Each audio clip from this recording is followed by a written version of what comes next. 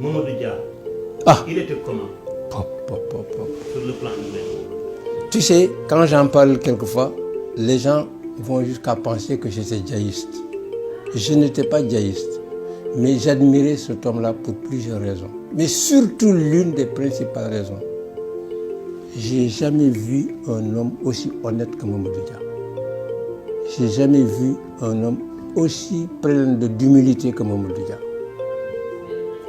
Anecdote, toujours j'appuie. Babacar Ba, c'était son directeur de cabinet. Moi, j'étais directeur des finances. Comme je vous le dis, hein, il était vice-président du conseil. Sa femme, Fat Diop, une fois, a appelé Babacar.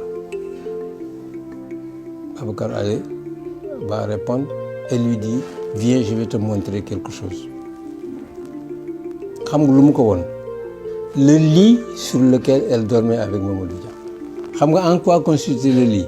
Sommier métallique qui était complètement usé. Nga xamni ci kaw dañ ko mu doon rab ak des fils de fer. Et le sommier reposait sur des briques comme pillées. Il dit à Babacar, regarde, avec son austérité là, voilà, man qui fil de fer di jam nañu sama yaram yi ba mu mokk. À l'époque, où est-ce qu'il était? Il était à la résidence de Médina. Et il était président du conseil, hein? Tu entends? Il était à la résidence de Médina.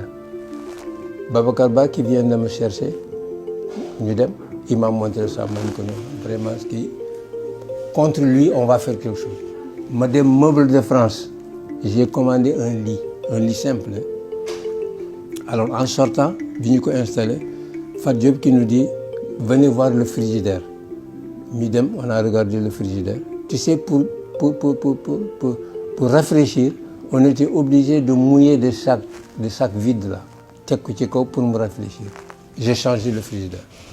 Mais demande-moi ce que ça m'a coûté ça. On me dit, watch, sa femme qui lui dit, mais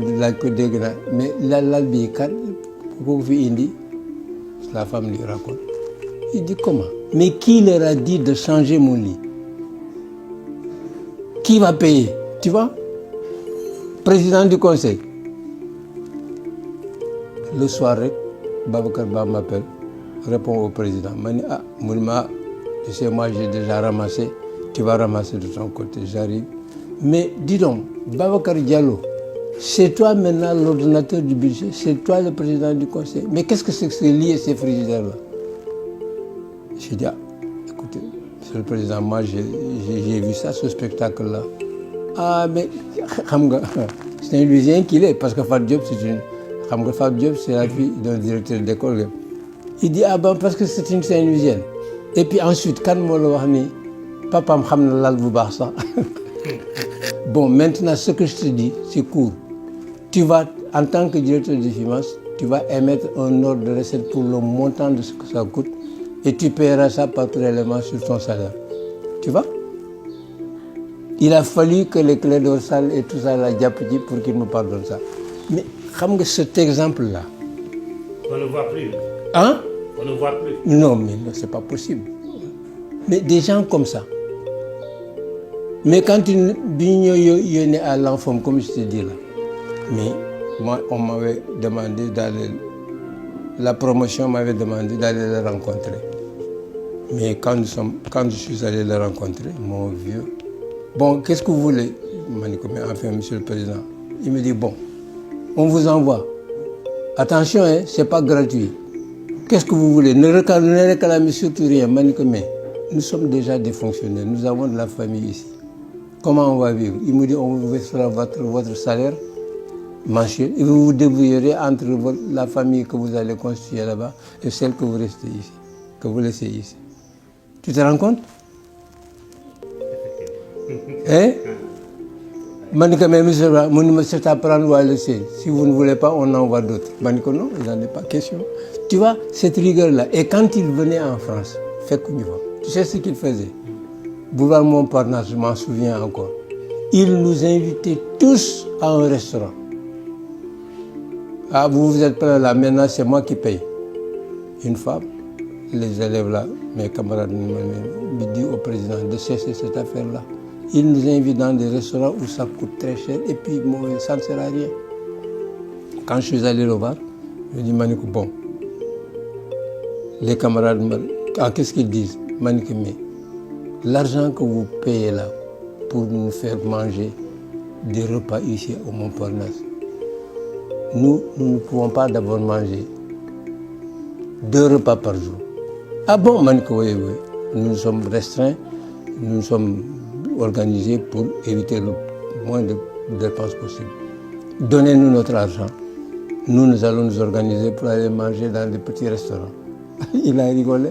Et c'est comme ça qu'il faisait. Mais tu vois, un homme comme ça, quand il te dit à quelque chose, comment? Parce que pour en revenir à la SICAP, moi je ne peux pas m'adresser au conseil d'administration, d'y tricher, parce que c'est une tricherie. On te donne des logements. Moi j'avais des lotissements de logements, par exemple à Mermoz, puis ensuite à Liberté 6. Mais comment je pouvais m'octroyer un logement comme ça, alors qu'il y en a d'autres qui sont sur une liste d'attente depuis 5 ans, 10 ans.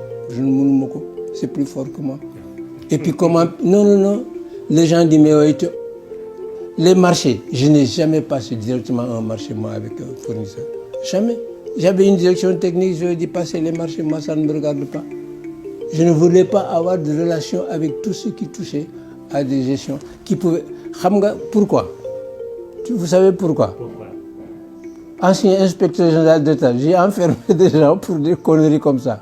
Mais je ne pouvais pas me permettre de me jeter dans la gueule du loup en faisant ce que je reprochais aux autres.